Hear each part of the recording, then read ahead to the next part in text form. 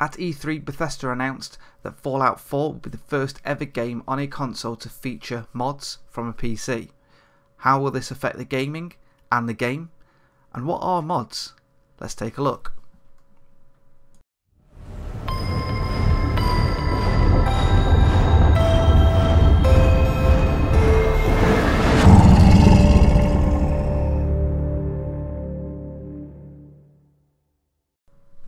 How's it going, YouTubers? Cornwolf here. Thank you for joining me for another video today.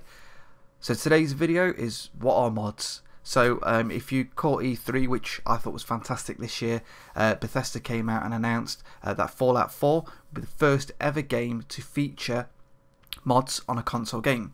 Now this is something that's been on PC games for years and years and years and years, since anybody could in effect hack the game to put their own twists and turns on different things.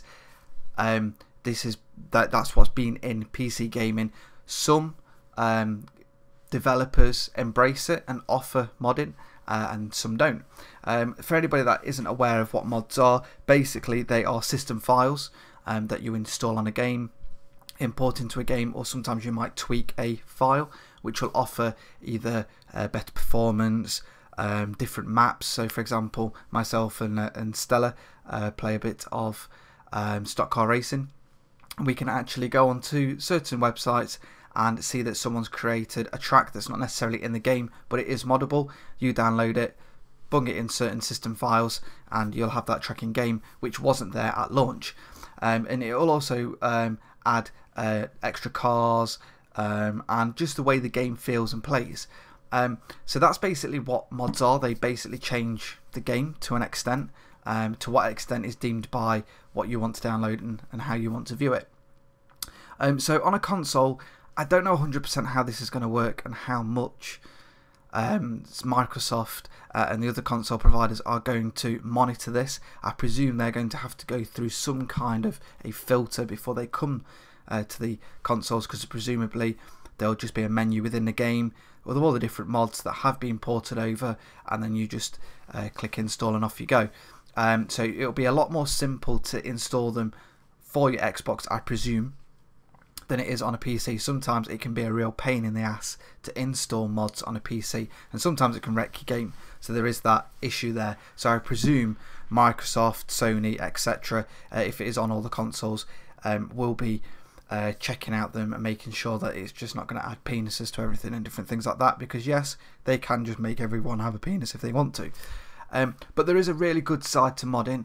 It actually enhances the game. It can make the developers lazy, but you may have seen, and you may want to Google the ice mod that someone did on the PC for Grand Theft Auto 4, which made it unbelievably realistic looking compared to what the original game looked like. A lot of people have modded the hell out of Skyrim, and a lot of it is for textures. You'll see, if depending on how closely you look at the game, if you looked at a barrel, it would actually have pretty much a flat image on it that someone's just pasted onto it to make it roughly look like a barrel. From a distance, it looks like a barrel. If you look at it close up, you'll see it's just flat. And a lot of modders will go on and tweak it so it gives it more of a 3D look. So what it means for console users is you could end up eventually getting a better game than what it was initially released. So for example, Project Cars, if you are allowed to mod on Project Cars, you'll find that modders will be there working away at it to make the game better. Now granted, it makes the developers lazy. Granted, if you update the game, it could alter the way the mods work. So that's something else to think of as well. That mods are normally only compatible to certain versions, but we'll have to see what comes out of this as and when.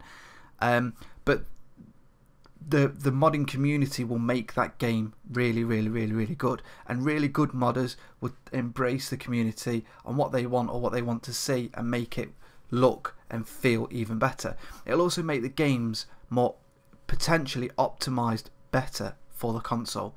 So it's something that's really exciting that is coming to the Xbox if it's done right. Obviously they could do it badly, and it could just be a way of free DLC, if you like, whereas it's just going to tweak little things. So it depends on how much of a restraint they have on the modders and the modding community and what does come down to the consoles. But potentially this could be fantastic. It could mean that games run a lot smoother and are optimized better for consoles. Obviously, the game itself has to be moddable. So, for example, Batman Arkham Knight's due to come out. Obviously, they've not announced that there's modding because modding hasn't actually started. I think the first game is going to be Fallout 4. But if they wanted to and they had modding on there, and because it's a cross-platform game, if there's a certain issue with Batman Arkham Knight on the Xbox, a modder could potentially go on and tweak something within the settings to make it run better. So it's going to be interesting. It's also going to be interesting how they allow the modders to test with the Xbox, because not everything on the PC is going to be the same on the Xbox. Different files that it attaches to and different things like that.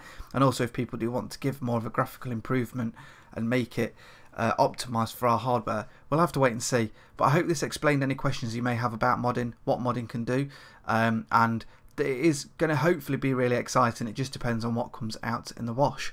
So I really hope you enjoyed this video, guys. It's just a very quick one with just some Fallout 4 footage on the background.